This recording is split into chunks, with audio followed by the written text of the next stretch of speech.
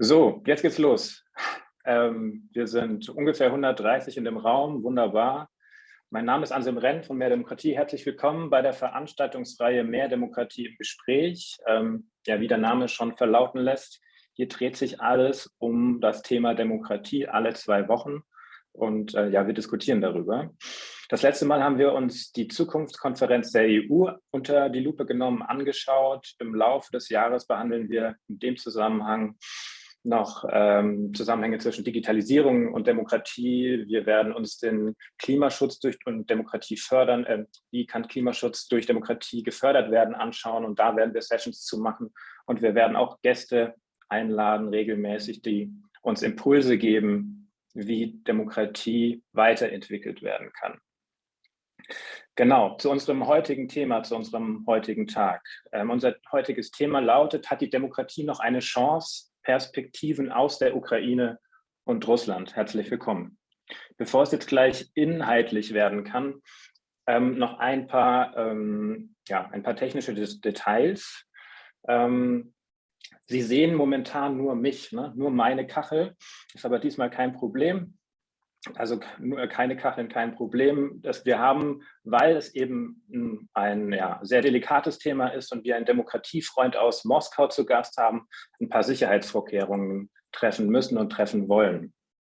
Und deswegen benutzen wir momentan nicht das ganz normale Zoom, sondern eine Spezialversion. Fragen können Sie wie gewohnt jederzeit stellen während der Diskussion und während der ganzen Diskussion, also während den ganzen 90 Minuten und nach 45 Minuten werden wir auch auf diese Fragen antworten. Wie Sie dies bei dieser Version, bei dieser Zoom-Version machen, gehen Sie einfach unten auf dieser schwarzen Leiste auf das Fragen- und Antworten-Modul und da können Sie wie gewohnt Ihre Fragen reinstellen und wir werden dann den Diskutanten und den Gästen die Fragen weiterleiten. Das Dritte und wirklich auch Wichtige am Anfang: Diese ganze Veranstaltung wird auf Englisch stattfinden. Wenn Sie aber dem Englischen nicht mächtig sind oder nicht so gut mächtig sind oder einfach zu müde heute Abend und sagen so, jetzt irgendwie kurz nach 19 Uhr noch Englisch hören und übersetzen, kein Problem. Wir haben auch für eine Synchronübersetzung gesorgt. Wenn Sie auch wieder in dieser schwarzen Leiste unten auf Übersetzung gehen und dann auf die deutsche Flagge oder dann auf Deutsch drücken, dann werden Sie sozusagen alles auf Deutsch hören. Genau, so viel dazu jetzt erstmal. Jetzt gebe ich weiter an meine Kollegin und dem heutigen Abend moderierende Sarah. Viel Spaß. Yes, a very warm welcome from my side. Anselm already told you all that we will have this discussion today in English. And you have to press Dolmetschen, that's how it's called in my baseline down there when you want to have the German translation. So, my name is Sarah Händel, I'm from More Demokratie, and I'm very pleased that we do this event today together. And many are depicting the attack of Putin as an attack on the value of democracy that we see right now. The attack on Ukraine is also an attack on democracy, and by that also an attack on everybody who believes in democracy. And that is maybe also the reason why so many of us, including me, feel very moved by the situation. And indeed, Ukraine was on a strong path to democratize its political system, which by no means is an easy task, but it was what many of the Ukrainian people wanted and what they are fighting for. And this path now was brutally interrupted by Putin's war. And now we see how the Ukrainian people have to fight for their basic right to political self-determination, which is very sad to see. But also, we think tonight is a good moment to look at and to honor these past developments and challenges the Ukrainian people were facing on their way towards democracy. And for that, we are very pleased that we can tonight welcome Bruno Kaufmann. He is a global democracy correspondent for Swissinfo. That's a news station, which is an equivalent to the Deutsche Welle. And he is a person who is advising countries and community all over the world on their way to stronger democracy. And he was also active in Ukraine, helping the people there to build up their democracy. So I'm very pleased to welcome you here tonight, Bruno. Hi. Thank you very much. Hello, Sarah. Hello, everybody. Yeah, and also, but also we want to look on the other side of this conflict a little bit, because also the people in Russia right now pay a high price for Putin's aggression. And so we are very pleased to welcome Evgeny Barkov.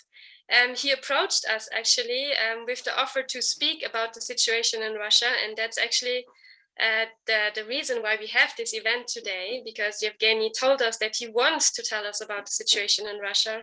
And we know Evgeny as a member of the Global Forum on Direct Democracy. It's a forum which Bruno is actually organizing every year. And Evgeny was always there because he is a passionate advocate for direct democracy and for the participation of people in the political system. And he is living in Moscow right now, and actually also an elected representative of its district in Moscow. So Evgeny, we are very pleased that you are here to talk to us today. Good evening to you. Hi, Sarah. Hi, everybody. Thank you very much for inviting me to the discussion. Okay.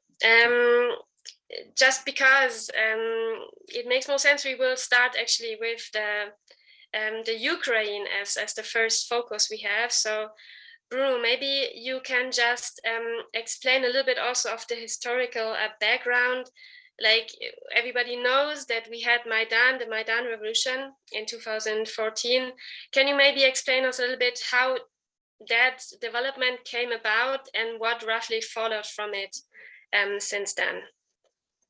Sure, but let me start first, of course, with expressing my deepest respect for all the democracy friends, supporters in Ukraine who now have to fight so hard for their freedom, and also for friends like Evgeny in Russia who are really standing up for democracy and freedom there.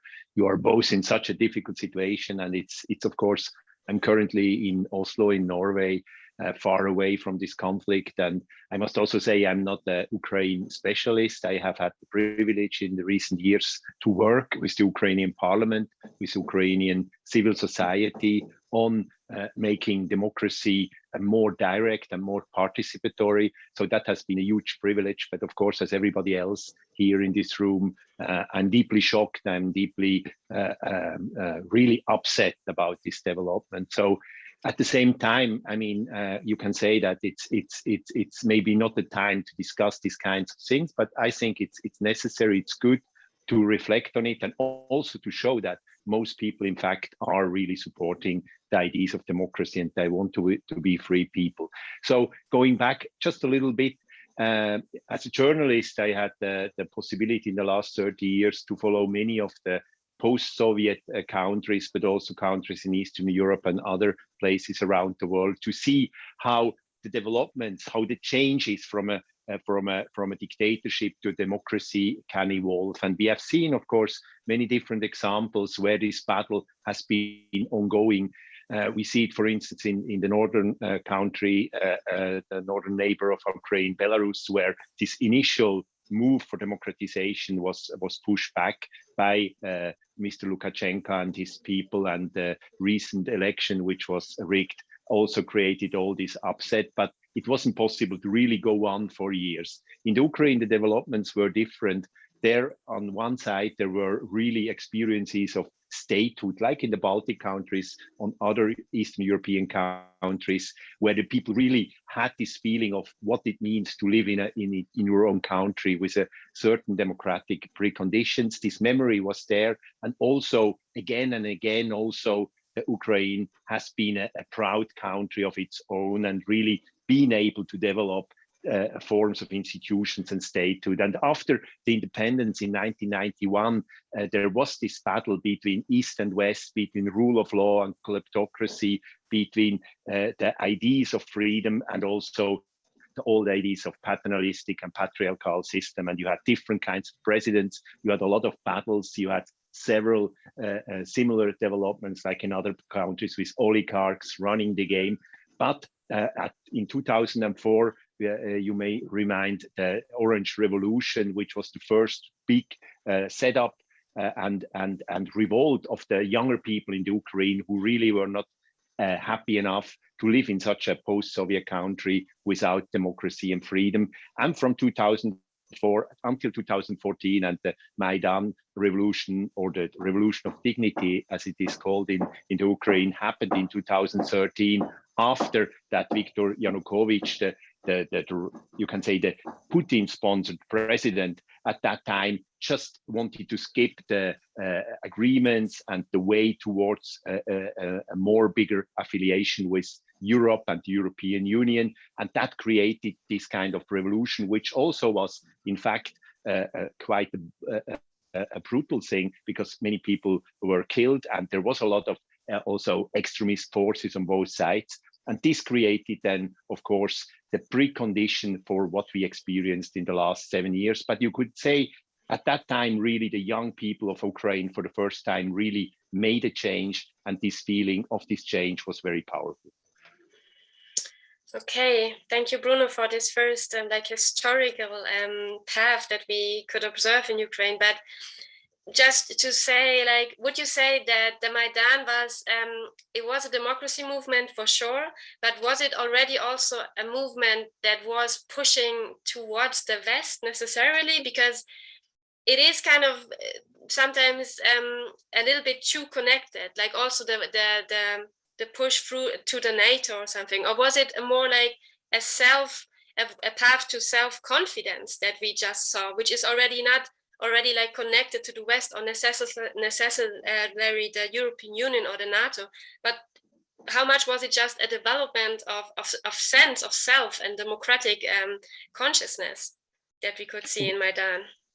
No, of course, for most people, it was really an expression of their will to live in a free country and to get rid of all these undemocratic forces, this corruption, all these ideas of going back to a Soviet time. So for most people, it was not about East and West. These are, of course, interpretations beyond that. And it was about, at the same time, of course, many young people from Ukraine had the possibility to study and work in other countries in Europe. It was a European commitment for sure.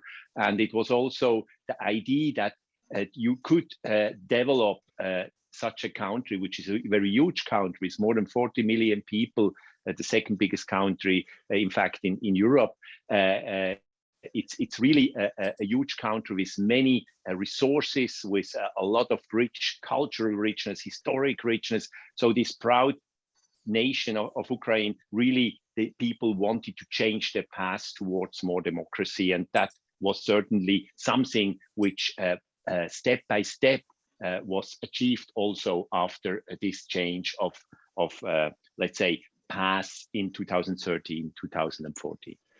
Okay, and when you describe it like that, you would also then say that you could describe the aggression of Putin now as a concrete aggression against democratic values. I would say yes and no. Of course, this is always hard to interpret, but there were many ingredients in that. Of course, the geopolitical issues are there, the fears of Mr. Putin, or the hopes of him to reinstate the Soviet Union and to be afraid of losing, for instance, the military installations and bases in Crimea were certainly also aspects of it, together with his idea that all people speaking Russia should be under one umbrella. We have seen this kind of gray zone struggle for a long time. We saw it in Georgia in 2008, where different so-called independent people republics were established. We saw it already earlier in Moldavia with Transnistria element there, where also soldiers of the regime from Moscow was deposed.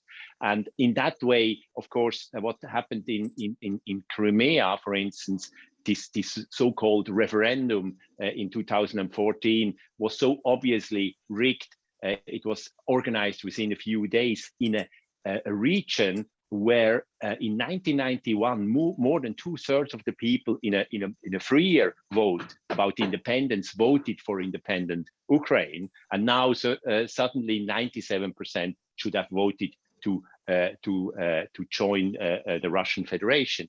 And you can also say that the basic incentive also of the Ukraine independence in 1991 was a vote that more than 90% of the people voted for independence. So there was a strong legitimation, a strong democratic mandate from the very beginning in this country.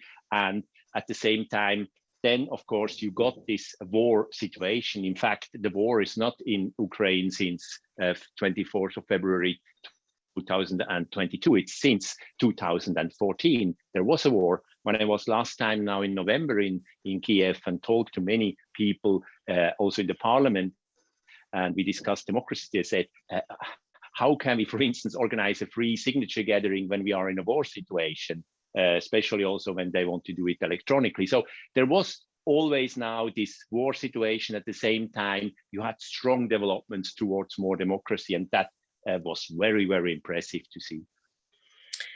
Okay, then maybe we can look a bit at the real challenges you have, like when you have inherited a really corrupt system. What is the challenge to actually go from that to a democracy? Because and maybe also the role of the new president Zelensky, what he has to do with that development. And because he was, for example, trying to put a law against corruption, which was a big plan to actually fight corruption, which was then also stopped by the Supreme Court, saying that this law was unlawful or against the constitution. Can you a little bit describe what are the challenges when you actually have so much power centers which maybe don't want to go towards the path of less corruption? This is, of course, a universal challenge to all countries where corruption or autocratic heritage or fundamentally the mistrust in all directions is very, very established. I mean, when the state don't trust the people and the people don't trust the state, of course, you find other ways to organize yourself, and then you get this kind of systems where certain people get a lot of power through money, supported by certain elements in the politics. But what we saw in Ukraine was that in spite of this big challenge, and there was a lot of corruption, there was a lot of oligarchs. I was just visiting a newspaper in November as well, which was taken over by an oligarch, and he just kicked out all the journalists. So this development wasn't at all at the point where you can say this problem was solved. But at the same time, you had this strong movement, this strong wish for improvements. So you can say that in 2019, when Zelensky was elected president, he was, you can say, a person not unrelated to certain oligarchs, but he wasn't an oligarch himself. So he was basically he was a comedian who was running satirical programs about being the president.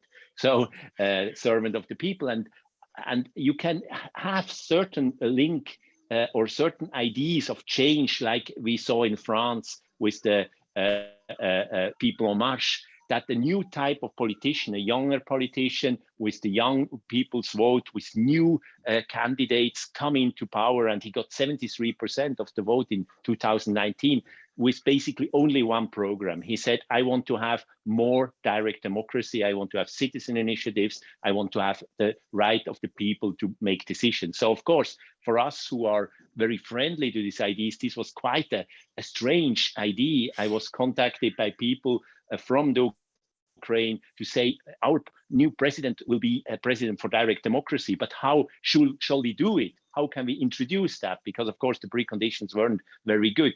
So it was a very challenging, interesting entry into this discussion, but that was the promise.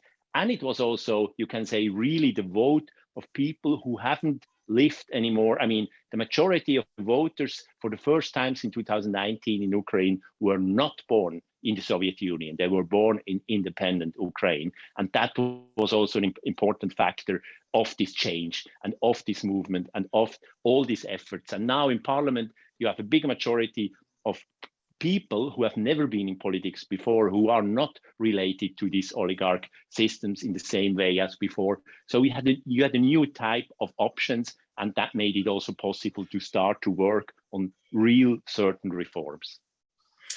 That is really interesting to hear. So about this direct democracy agenda, what can you tell us? What was there already implemented something on the national level, which is like the biggest level of power? Was there possibilities to start referendums, or were they just in preparation to implement things like that? Yes, you had, like in most places, you had certain rules which were totally impossible to be used because the hurdles were too high, the time was too short, and the bureaucracy around it was not acceptable. So after Zelensky's election and after the new parliament was elected,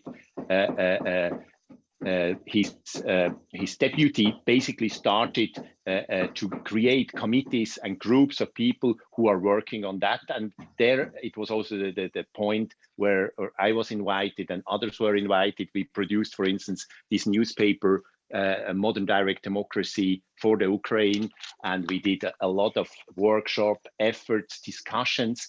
And the problem was, in fact, that in a way, the law on direct democracy at the national level, there is also one on the local level, was so overpopulated with wishful thinking, at the same time also with over-regulation for everything, until the smallest leaflet in a small place had to be exactly in a certain format. And this is, of course, like poison for this kind of more direct democracy, because it basically gives the message that you can trust nobody. Nobody is to be trusted in all directions. You want to regulate everything.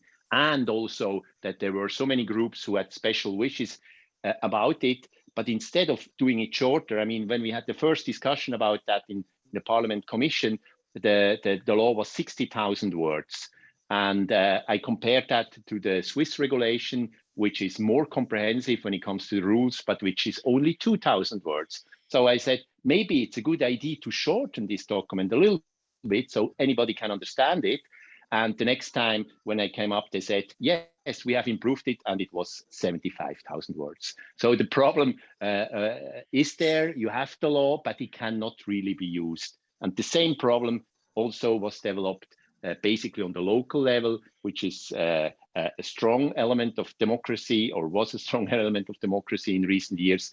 And also there, this law is adopted, but it's not in a shape which can really be used. Okay, so they would have been like, I guess, some phase where they would have tried it and then they would have developed it on, which can now, for now, not happen. But maybe besides the direct democracy, because you already said it, Ukraine is a very big country, also like has a lot of people, but also a lot of landmass.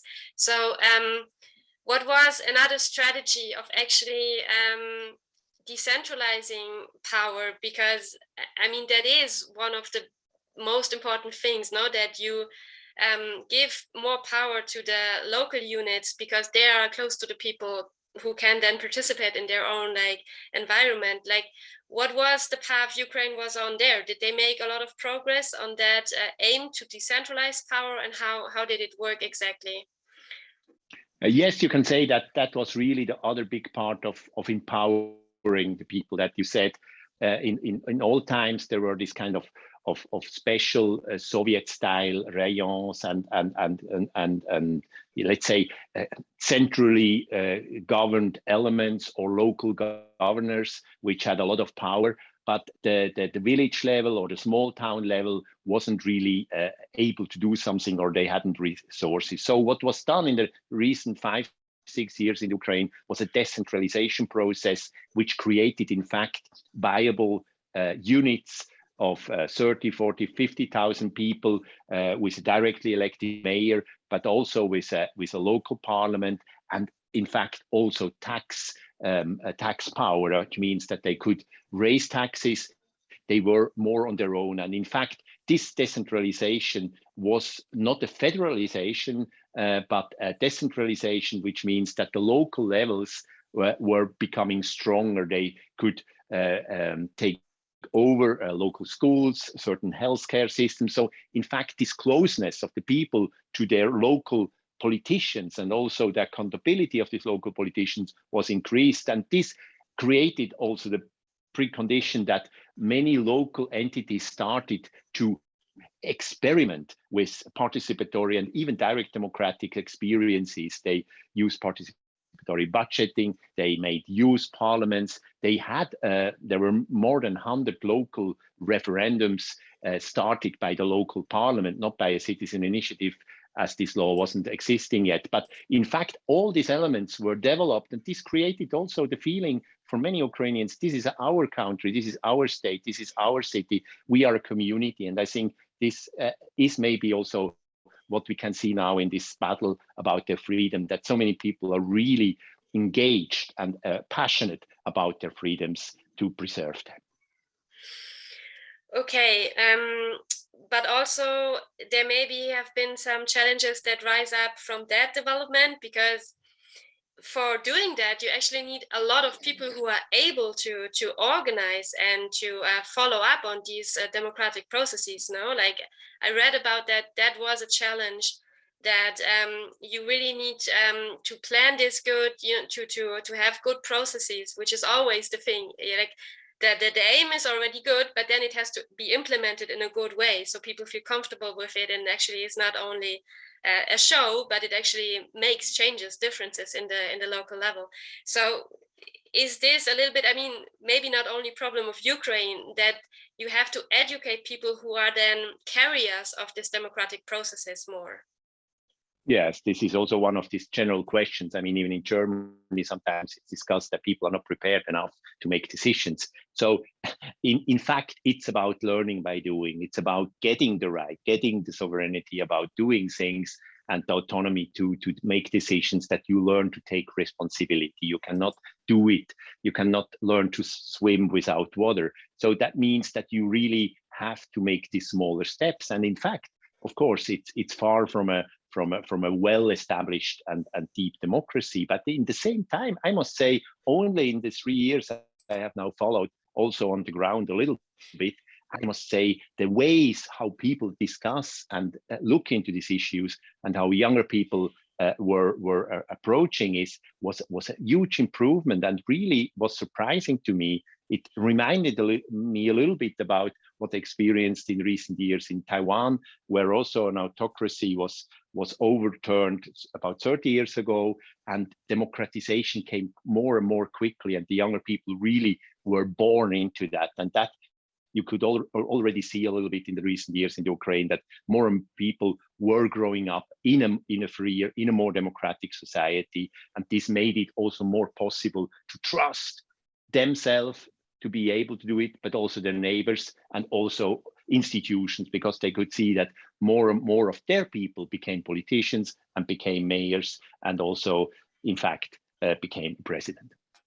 So then one last questions to you, because do you then think there's a big gap between the young people and the maybe older people who were actually also living in the Soviet Union? Because I read an article from Marina Weisband, maybe some of you know her. She is a psychologist, but she has Ukrainian roots herself. And her mom was actually fleeing from Ukraine many years ago when she was a kid. And she said then that it took her 5 years, like after 5 years, for her, it was the first time that she actually developed a democratic sense of self, because she said in the Soviet Union, people were like dust, like one life of a human being it was not worth nothing. So you see that there's a gap between the people who lived in these other times, when it was the contrary of the democratic self that people were developing in these times. Is it clashing with the young people now? Or can you see that they can bridge this gap between the generations somehow? No, it's clear that there is a generational challenge in that, as it is in many other countries as well, and especially, of course, in a country like Ukraine, who has suffered so much and is suffering again now, but who also, in a way, had this experience of a very different system. And in contrast to smaller post-Soviet countries like the Baltic countries, like Estonia, for instance, where after the independence, they basically just reset the whole system. All ministers were 25 years, and the whole bosses in all administrations were between 25 and 30 days. So they reset on one step. Ukraine, of course, this didn't happen. But also, again, in the last years, you could see a general change of these generations in power also. And it's obviously symbolized by the president as well, but also by many mayors, younger mayors, female mayors, strong leaders on the local, regional level. So this has been a powerful thing, and it's clear also that these young people are also the hope, and hopefully, of course, we all hope that when this crazy war is over, that it will be possible to continue and to start again with this work they have done so well. Okay, thank you, Bruno. For now, then I would switch to Evgeny, because yeah, it must be like, to me, it's unimaginable to what it must have been also for you now to see this development. So the first thing I wanted to ask, like, how surprised were you when you learned about Putin's attack was launched? Like, how was that moment when you learned about it? What did you feel? Well, I would like to start with 2 months or 3 months before, when United States papers or other media like Financial Times, like Bloomberg, they start to push this information about the future invasion with the maps, with explanation, with the satellite photos. And generally, I'm a liberal and I'm strongly against the current regime. But when I saw this hysteria in the media, I was strongly against it, because it seems like it's overwhelming hysteria. Even the President Zelensky, I think in the beginning of February, he even stated that please stop to produce this hysteria because it's harming Ukrainian economy. This is the legitimate statement.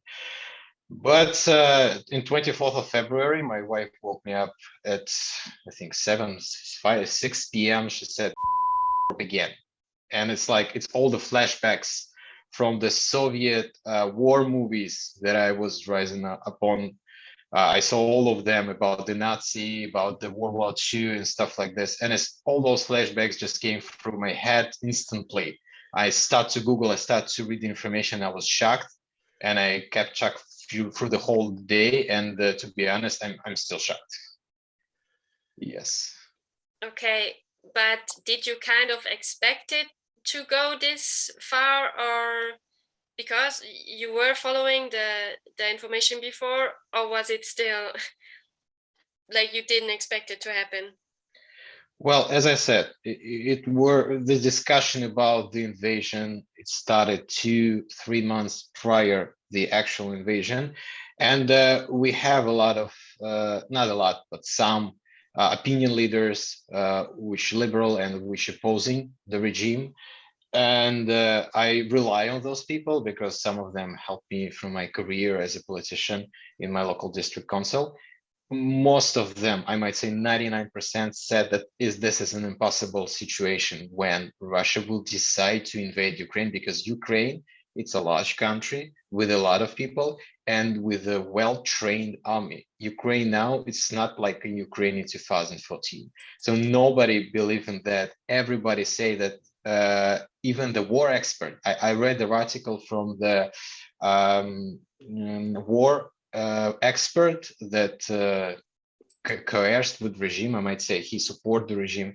Even he published the article that the is impossible because it will be an absolute disaster to the Russian army, to Russian economy, and to Russian existence in general. So nobody predict this except of the intel that came through the newspapers of United States. Okay, and what was then your reaction to it? Because you actually did react. You didn't just look at all the information. You did do something. Tell us, what was your reaction, if you want to? Like, it's something. Well, yeah. As a reaction, in 2-3 days since the invasion, a lot of groups of people like doctors, journalists, people of art, people of music, hundreds of different groups of people signed their own petitions. They all were against the special operation And I have a mine community of independent municipal deputies in Moscow. We have about 200 or 300 of them. And one of my fellow deputy, he offered a text. It was quite small text, like I don't know, 10 sentences, that we do not support it, we're against it, and we apply to the government to stop it as soon as possible. And my colleagues launched this text with the Google Docs, and we all signed it, and it went online. And some of independent media, we still have one particular independent media, because all of others were shut 3-4 days after the invasion. So this publication came across the internet. I shared it with Bruno. I shared it with Italian journalists and TV channels. So that the most that I can do right now in the current situation. And also a lot of resources, internet resources, were blocked in Russia, right? Like, for instance, Instagram is now banned in Russia, Facebook is banned, and along with other resources. So I'm an IT guy, so I launched the VPN server in London and shared the VPN connection to all my friends, all my circle. So that's all I can do right now, unfortunately. Which is already something, because we all know that it is not easy to stand up for a position like that in the actual system. But so what is right now? I mean, maybe you can describe a little bit the mood of the people right now in Moscow, because it's already like 12-13 days of this aggression, of this special operation, as you have to call it. But you feel a lot of consequences in Russia because of the economic sanctions. So what are you observing? How do people feel about that? What is the concrete consequences for people right now? Well, I'm deeply in the context. I follow all the news, all the messages from both sides. So I fully understand the consequences of the sanctions, the full consequences of this operation. And I can say for sure that economy of Russia is crumbled. And I don't think that we're going to get back to the point of 30 or 23rd of February in the next at least 10 years. All right. So the Russian economy is crippled. And this is the bold statement of all the situation. On the other hand, and I need to be really precise with the words that I'm saying, but we don't know exactly how many people we lost during this invasion. I mean, the army people and other specialists that belong to army and were involved in this invasion. So right now it seems that Russian government trying to hide bodies. And I think this is the first time, even during the Afghanistan war, we know about the casualties, we know about the wounded, we know about the lost people. Right now, we don't know anything. The last statement that came from Minister of Defense, it came, I think, on 3rd of March. Today we have 15th of March, and we have no information about it. So the next step would be coffins that will travel to our country, and with all the outcome that we're going to see. For a general perception of citizens in Russia, I would like to say and make a statement that since 2014, the propaganda war done a great deal on persuading people that NATO is against Russia, that everyone around Russia is are enemies, and Ukraine full of Nazis. It's a Nazi regime. It sounds really, really weird, but yes, a lot of people, I might say half of the people, believe that Ukraine is filled with Nazis. Like, you can imagine Nazis. That's how Russian people in general perceive the Ukrainian people. I have really big conflict with my mother, for instance, because she believes in that. She believes that Ukraine is filled with Nazis.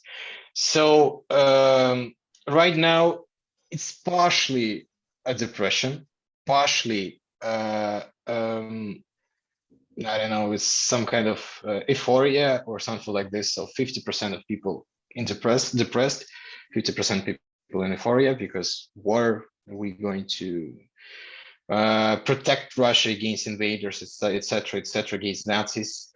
But economic situation is going further and further to the disaster. Prices going really high. For last week, we had 2% inflation rate for a week. Ruble right now trading about 100 ruble per US dollar. In 23rd of February, it was 75. So it's plus 30%. Economists predict that inflation rate at the end of the year will be around 20 to 30%. So I think in summer or in autumn, people will start to understand in what hole the whole country right now is. And we all will going to be really and very depressed. Well, yeah, I think that's exactly the true currents as we see now, that some people, I mean, we see about this movement of the Z, that people put it on their cars, like that are actually supporting the war.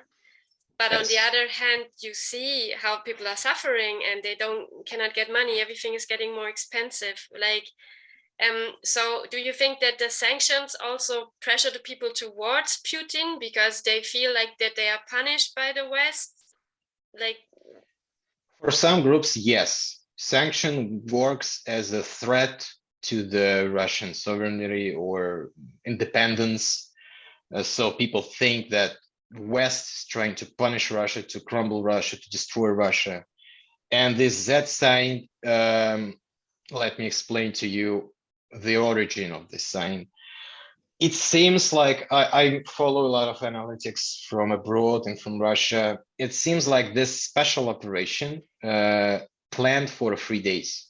So the commanders or the people in power thought that they will conquer Ukraine in 3 days. It also really interesting that President Putin is really into numerology, or I don't know how to say it. He believes in numbers. It seems like he believes in numbers. In 27th of February, 27th of February, we have a special holiday or celebration. It sounds like special forces celebration, something like this. It was established after the Crimea occupation, annexation. So everything points that to the point that all of the people in power thought that they will finish this special operation on 27th of February. And some of the forces, all of the forces, I might say, they do not have the Russian flag or any other flag. They have special signs, Z and V. It seems like those were put just to separate divisions from south to division or armies, for navigation or something like this. But when the special operation continues, our propaganda decided they have to say something. They have to explain it to the people. So that's how the Z and V, like Z sounds in Russia za победу, or for the victory, and V is like power in truth, or seal of правды, it's in Russian. And it turned out, it's a huge PR failure because Z, it's swastika. Let's say it loudly, it's the new era swastika. And the Z symbol is the most devastating and awful symbol to support, because it's the best symbol to express the swastika or a Nazi. But yes, some people, not a lot of them, I driving the streets in Moscow, I see the cars with this sign, but it's like 0.1% of all cars.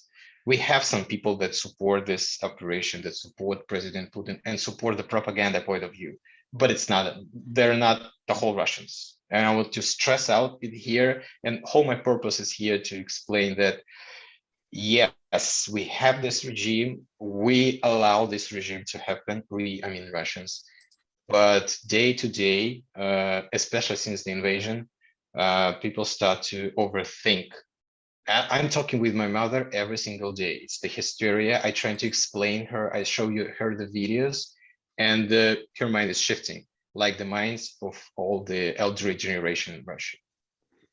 Okay. And maybe you want to talk a little bit also of the situation before the war, because you are in fact a local politician. So you are trying in this system that we have today in Russia to be a democratic person and to actually help the system towards democratic development somehow. Can you tell us a little bit, what can you do on a local level? Like, did you get elected in free election at least? And how much, like, do you have a little power or a little budget to actually put towards your aims of democratic development? Okay. Also, I need to do some prerequisites to answer this question.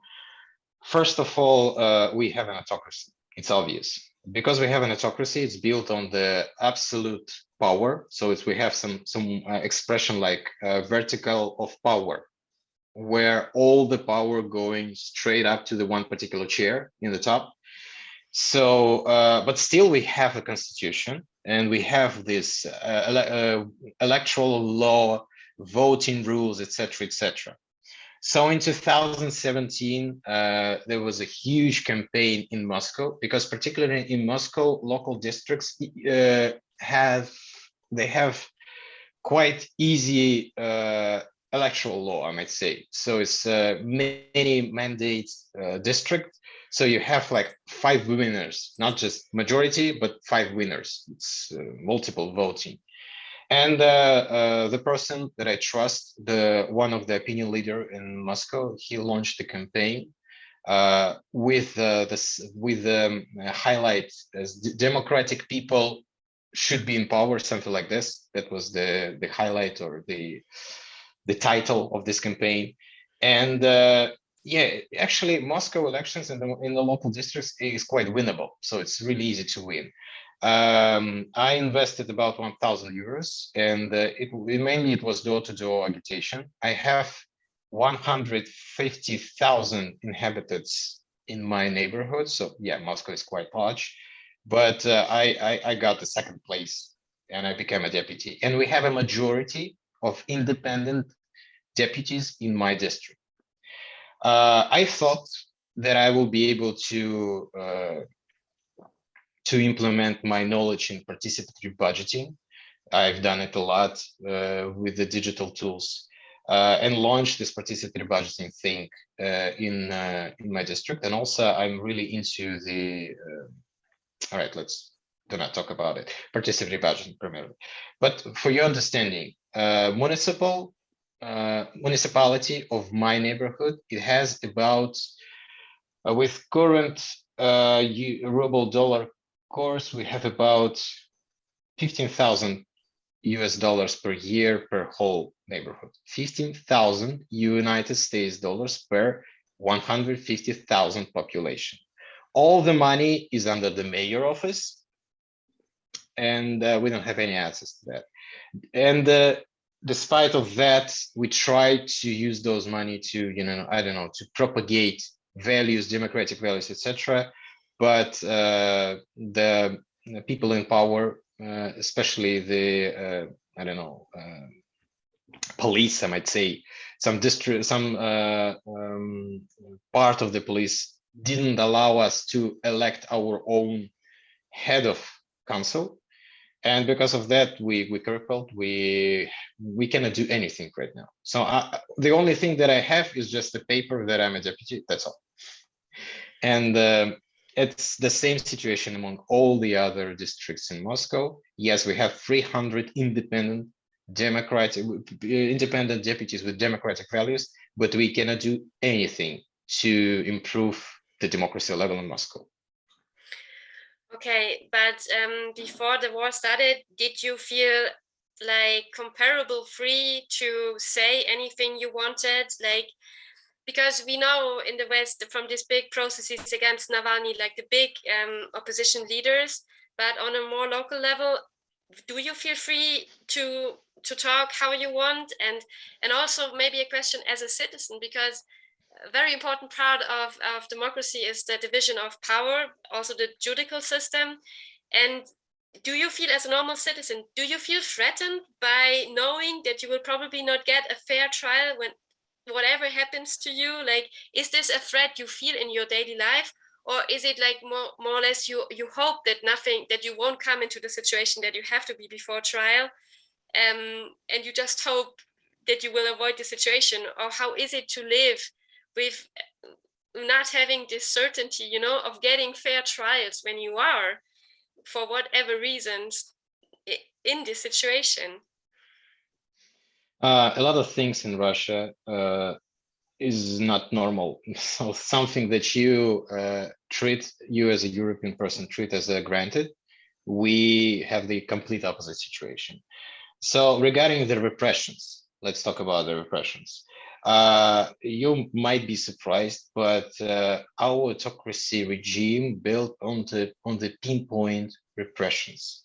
It's not like it's during the Stalin total repressions. Everyone fears to be repressed. No, we have a pinpoint repressions, primarily to the top opinion leaders like Alexei Navalny, like other people who also share the audience.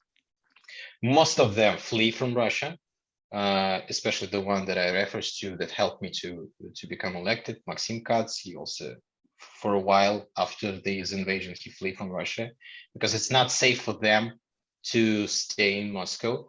But for the regular people, and especially for me, I hope that there will be no consequences for me for talking that, because again, we have a pinpoint repressions. The most thing that I can expect, the outcome it's the misdemeanor and the penalty. Regarding the court and the situation with the law in general in Russia, we don't have an independent court. Absolutely, we don't have nothing.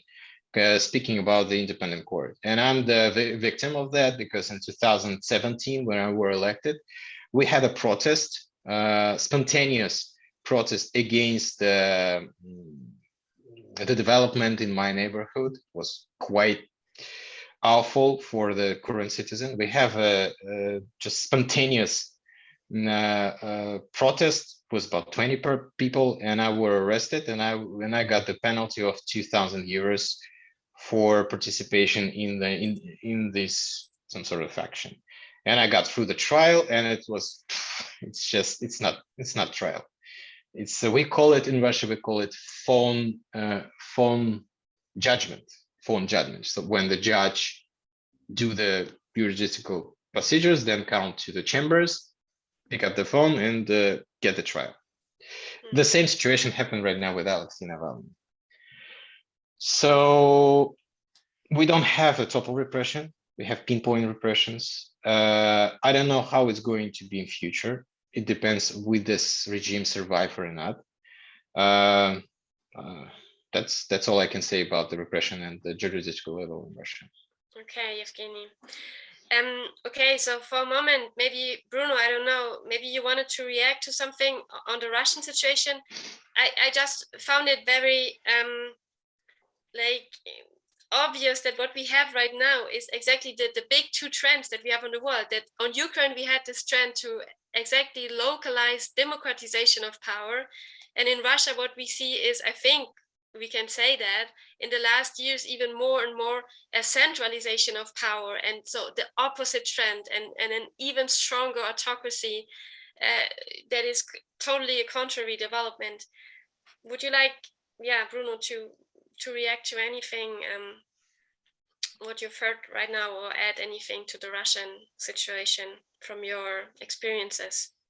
Yeah, I mean, first I can, when I was 2019 invited to follow the local elections, and I met Evgeny and his colleagues, I was really deeply impressed about this commitment, about this engagement, and also this courage to really continue and to use the very limited space, which is less and less, to do something and to express and to talk, because I think it's all about that we keep the dialogue on, that we keep, I mean, as you do, Evgeny, to talk to your mother, as you do to talk to us now. I think this is the way to do it, and the only way forward. I was just today, I was coming from Kirkenes, where I was at in a special place in Norway, which is in the NATO, but at the same time, it's also an area where people between Russia and Norway in the last 10 years could freely travel. There was no visa requirement anymore. And it's also the only region, you can say, in Europe where Russia is really seen as a liberator, because after the end of the Second World War, when Germany, Nazi forces destroyed all of northern Norway, the Russian Soviet army was seen as a liberator, and they did behave very well and were going back up to their borders. So there is a very positive attitude to neighborhood with Russia and all this. And I was very impressed about how they are talking about the dialogue and the power of dialogue as an only way. I was also in recent days, I was up in Spitsberg and Svalbard, which is a neutral international territory under Norwegian administration, where there are Russian, Ukrainian settlements.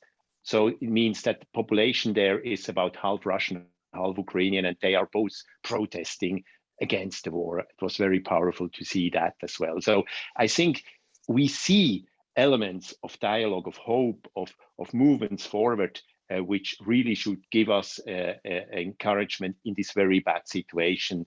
And in all of this tragedy and terror and all this bloodshed, I think there is the light, and these are the people who are able to talk and continue this dialogue.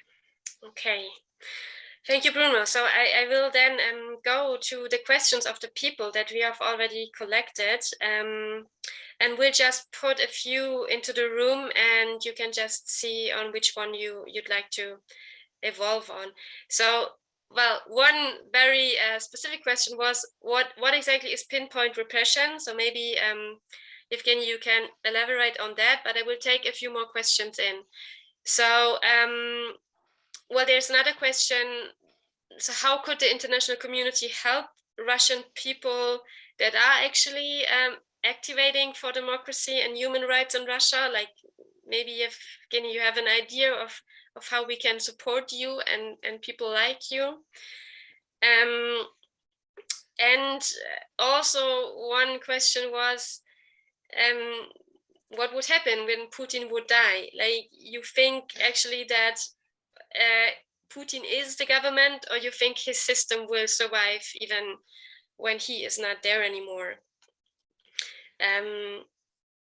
Yeah. Okay, 3 of them, I will answer in turn of them. The first one, pinpoint repression. That means that you don't repress everyone that says something opposing to the government point of view. You just find the particular person, either the opinion leader, either the most nice looking person, I don't know, some 18-year girl, for instance, and then make it public and say about it loud everywhere. Like, this is 18-year-old girl, and it's a true story. This is an 18-year-old girl, and we're going to put her in jail. Everyone, you should know about this. So that's how, with a really less amount of repression, the government building fear in the hearts of a lot of people, thousands of people. Those are the pinpoint repression, and especially, of course, opinion leaders like Alexei Navalny, or we have a lot of other persons who were prosecuted. This is another side of the medal. If you have an audience, be prepared. Have a suitcase in the exit of your apartment. Sometimes the police will come and arrest you for a misdemeanor, or either prosecute you for some other penalties. That's the first one. Second one, let me tell you about when the Putin dies. I don't think that we will have such an honor, unfortunately, because, well, you know, people can live up to 19 years old, and he's like it's now 70 or something like this.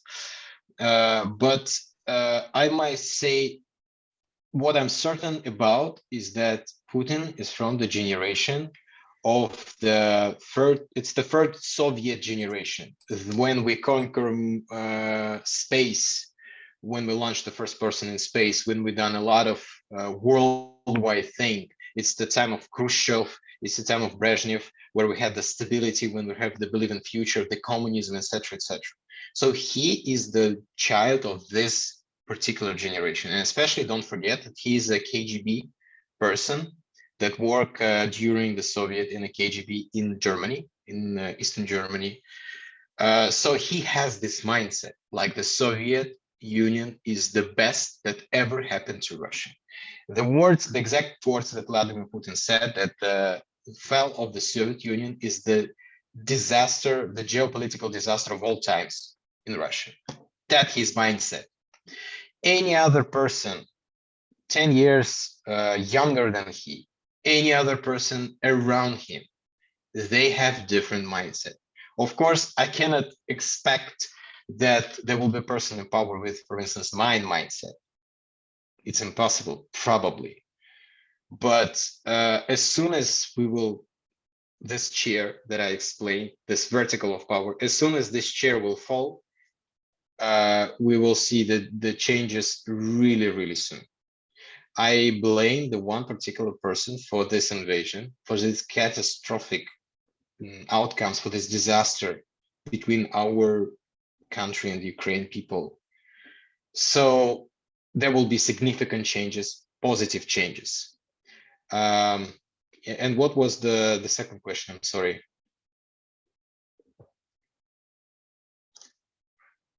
Sorry, I was on mute. There was a question like how we can actually, like the European community can support you. Yes. Well, I can say you some things, but this is against the law, and I will be prosecuted for that. So what I would like to say here is, please talk to your government. If you're a government person, or if you're related to government, first of all, it's a lot of people that support the regime or work as a propagandist. They have a property or passports. For instance, Sergei Brylev, he is the propaganda person from the first TV channel. He is a citizen of United Kingdom. That's really fun. So talk to your government and try to identify all those people and work with it. I might put that way. I think that will really help, because all the autocracy that Putin built, it has two tumblestones. First one is like vertical power, repressions, etc., that I just described. The second one is the overwhelming level of corruption.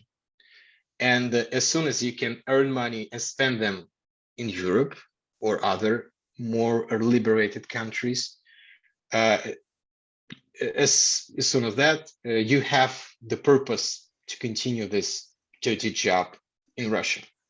If you will lose this opportunity, then probably the regime will be weaker. Okay. Otherwise, I cannot say anything. Recently, I've got an email from some person, I might say, that from Switzerland. He offered campaign, money-raising campaign or something like this. It's all of this is impossible, and we don't need actually any money to support our actions, because we cannot do anything right now. So talk to government, talk to people, talk to your people who support this. I know exactly people in power in Europe that support those events, that has this propaganda mindset. Talk to them, but I think nothing further. This is our issue, this is our blame, and we need to sort things out. Okay, maybe two more questions on Russia and Putin, because like people are interested. What is, and also I ask myself this question, what is Putin's plan? Because as Bruno told us, people of Ukraine are so democracy driven. Does he think he can just occupy Ukraine and these people will accept a Russian government, or how can he actually like really have power over Ukraine? And there was another question, do you think that Putin really believes himself in these Nazi stories? Like, I mean, I know it's all like guessing about his mindset, but you think he used it strategically, or he actually believes these ridiculous things? Great questions. Really, thank you everyone for pinpoint that particular question. The first one about the plan. The plan was to conquer the Ukraine in 3 days. It seems like, from my sources, from news sources, from analytics that I got, it seems like everyone believed that they will launch 3-5 rockets, demolished 3 airfields, then come into the territory of Ukraine, and people will cherish and say, thank you, our saviors. We struggle against under Nazi regime, and now you save us. That was the plan. The plan collapsed, absolutely collapsed. This is a disaster right now, what's happening currently in Russia. So right now, there is no plan, absolutely. I don't know how I don't see any exit from this situation that Russia can benefit. Nothing, absolutely. The only thing that Russia can do right now is to withdraw the forces and pay reparations. That's all, but it's impossible under the current regime. Secondly, about the, does he believe in that story or not? When you rule for 20 years and you have, how to say it, you have a minor selection, something like this. So you don't have the people around you that give you a true information on true intel. You have the people that would like to guess what you would like to see. And that is particular situation that Putin right now in it. It seems like, and it's a joke, but it's a part of the truth in the joke. It seems like after the coronavirus, Putin went into the bunker or something like this, because all of the video shots that we see on the TV, it's in a room without windows, absolutely no windows for the last 3 years. And it seems that he isolated himself from all the opinions, from all the intel that may show him the real picture. And taking into account this Munich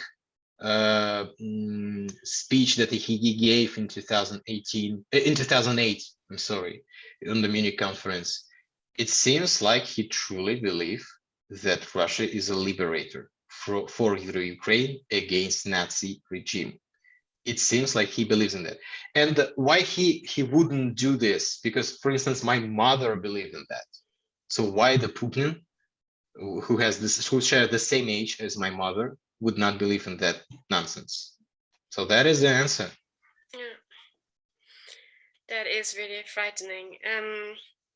But then we look maybe a little bit to the more nicer things that were happening in Ukraine again. So Bruno, there was a few questions concerning the democratic movement there. Like there was one question, how many people are actually involved in this? Like how big is the movement? Which role have intellectuals and the Mittelschicht, like the people who are in the medium income lawyers?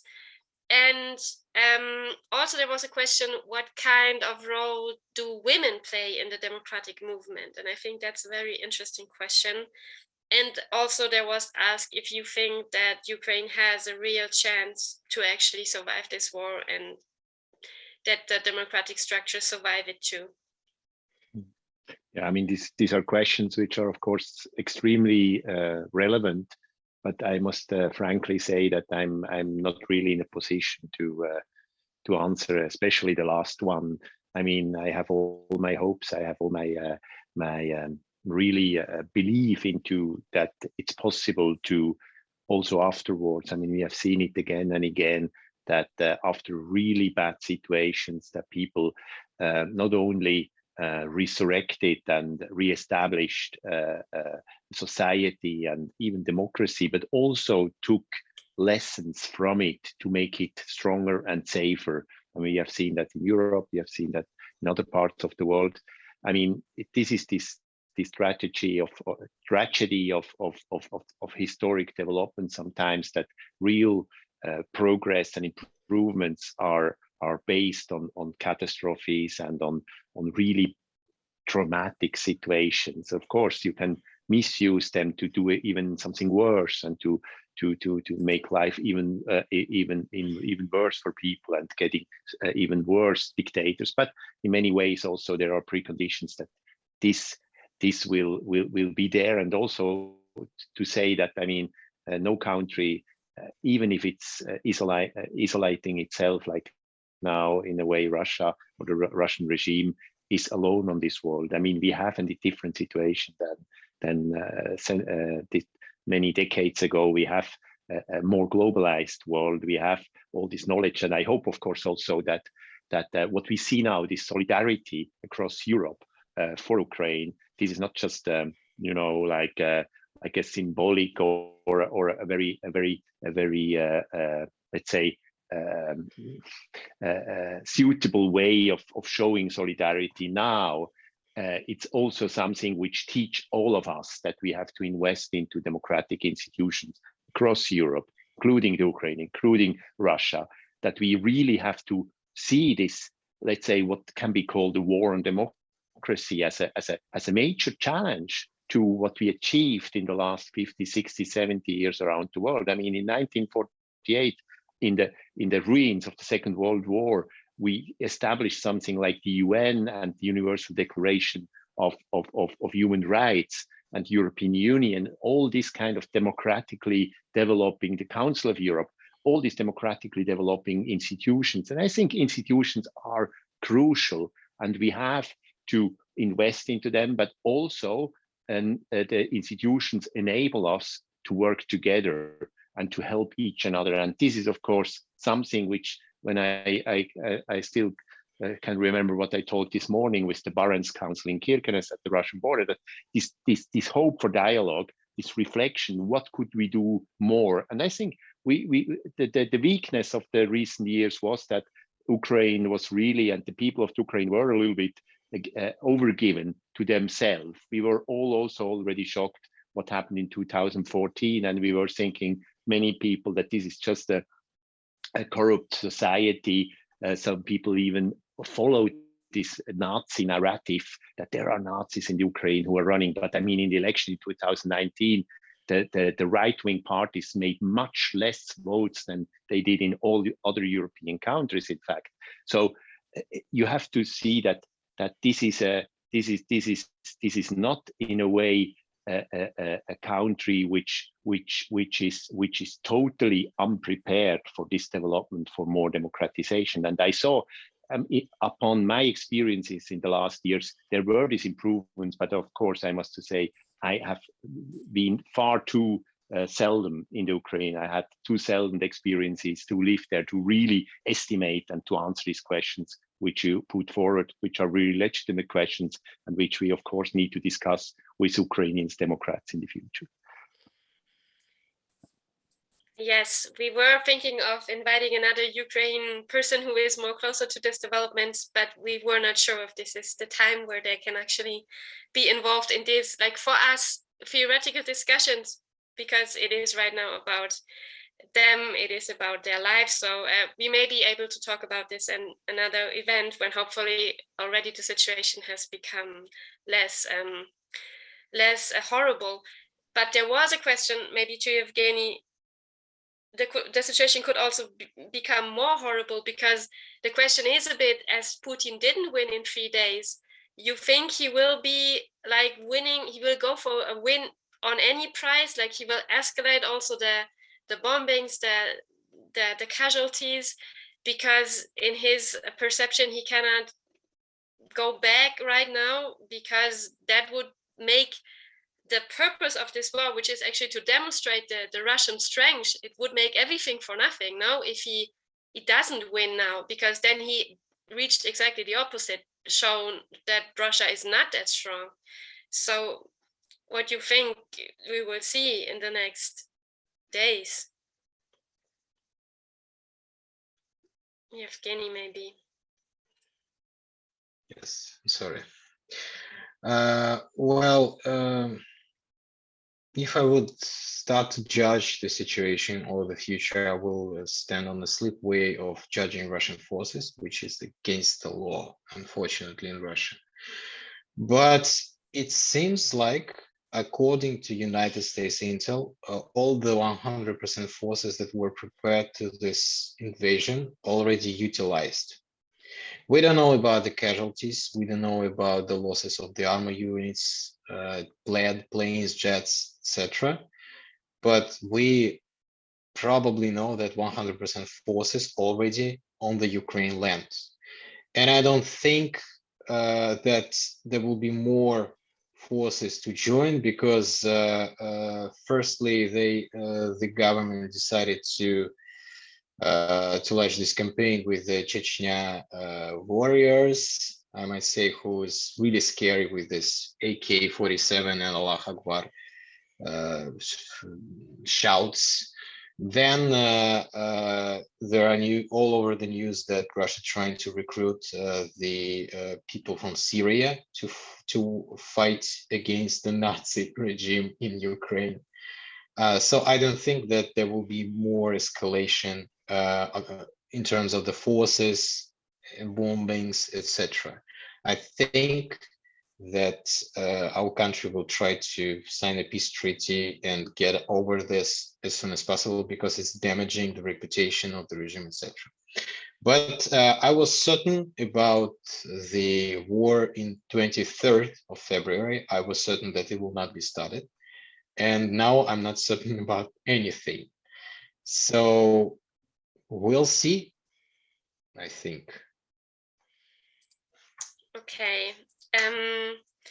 There is one other question about also the future, like in a sense that how can we rebuild a unified Europe with Russia somehow? Like, maybe, I don't know, Bruno, you have a perspective. Is it possible after the developments right now to still think of a system, of a security system that includes Russia somehow?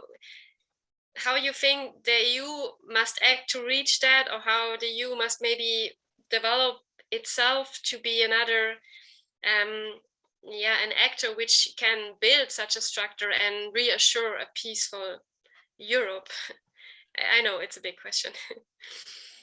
Sure, but absolutely, I think this is one of the big. I mean, this will be one of the big tasks after this war. I mean, as after every war, you don't just quit the relationship. You don't just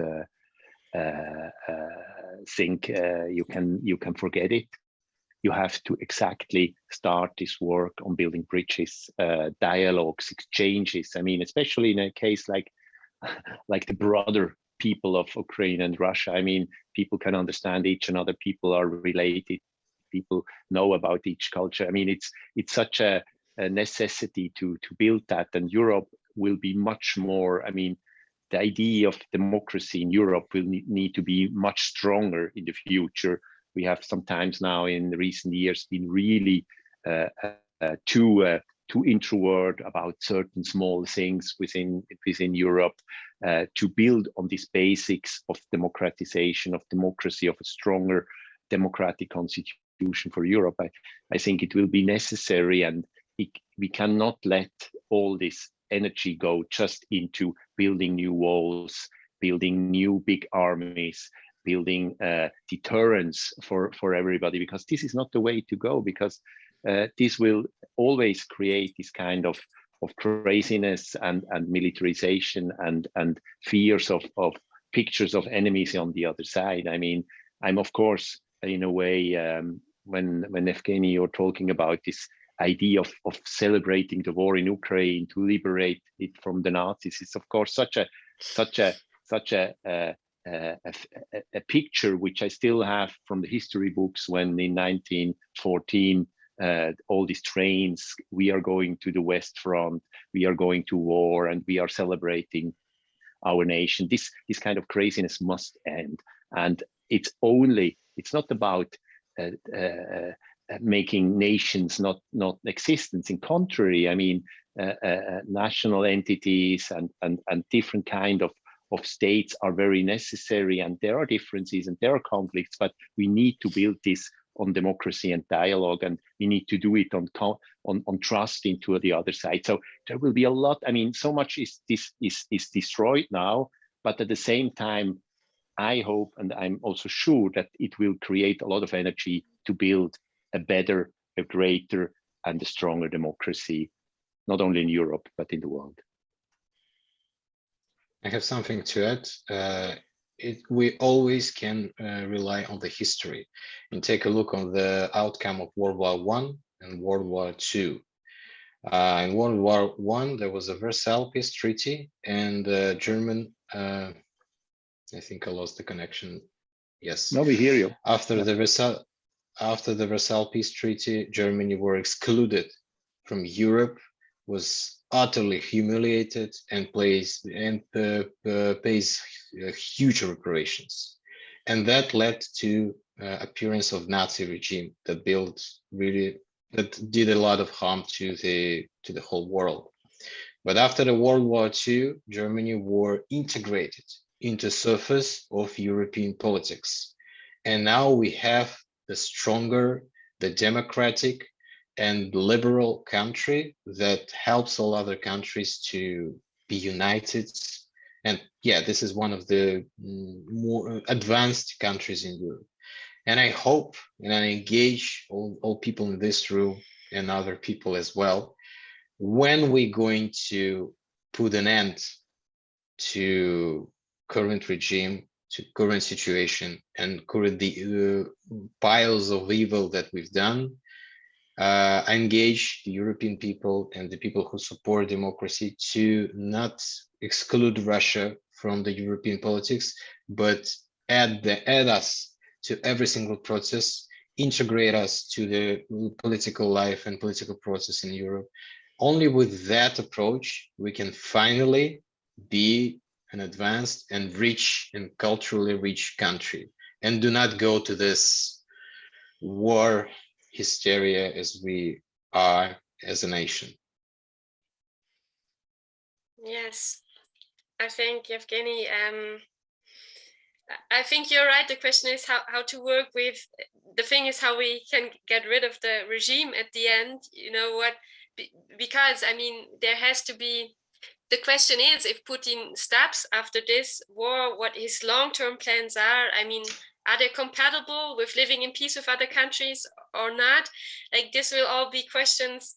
It will be to see what we can actually offer him if he stays in power, or what can be done to actually just strengthen the civil society in Russia, to maybe change the conditions we have right now.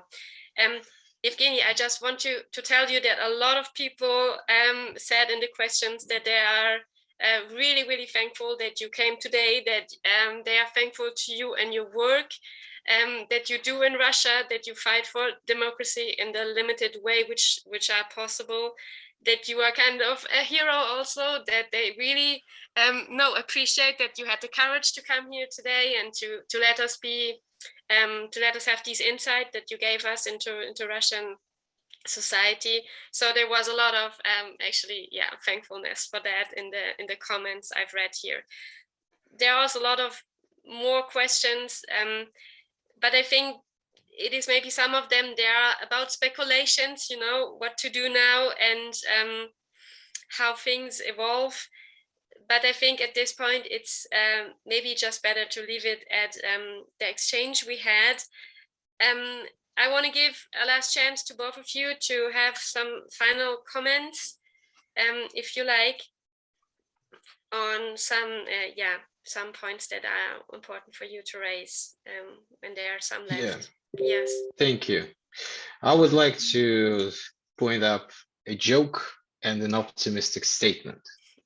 First one is a joke. It's a paradox, actually, that even my mother, who I reference a lot, cannot explain to me. How come the country filled with Nazis be ruled by the president Jew? Nobody can answer this question. They just come to some discussions, etc., but nobody can answer that. And I think this is the best weapon to fight with the people whose mind was poisoned with the propaganda. And the optimistic statement, I cannot say what would be with the future regime of future politics in Russia. It's blurry, it's under the fog of war. But I can say, and it's my personal statement, that probably this aggression saved Taiwan, because the world shows the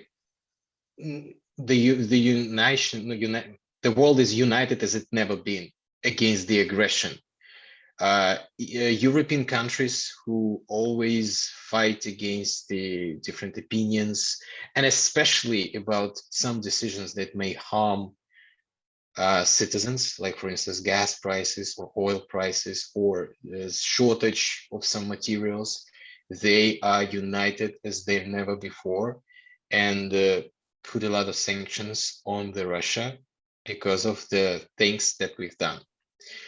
And it shows the China how world can be united against aggression. Aggression is not something that the world will tolerate in 21st century.